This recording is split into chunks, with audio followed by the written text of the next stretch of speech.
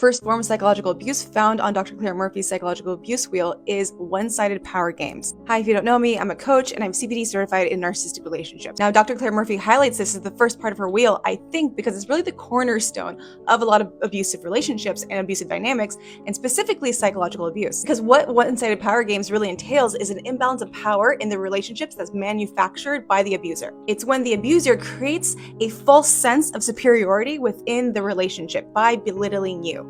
And really, that's all power and control. That is the cornerstone of a lot of abusive relationships, meant to make you feel smaller than bigger. And how can that show up in your relationship? Like, what does that look like? It can include communication. So when you come to your partner with something, they are always right and you're always wrong. It can include things like intimidation. It can include manufacturing an environment of anxiety and fear where you're afraid of even bringing up anything to your partner because you're afraid of their reaction. It can include other forms of manipulating communication and the environment where they simply disengage. When you're trying to communicate something, they will determine how and when things are communicated, either by tone policing you or by disengaging when they no longer wish to interact with you. And also, a way this is done is by weaponizing traditional gender roles. So the man is head of the household and the woman is meant to follow. And it's done in an extreme, almost a parentified version of this traditional gender role, where really it goes down to, I'm a man and you do what I say because I say so. And on the flip side, it could show up as a woman belittling a partner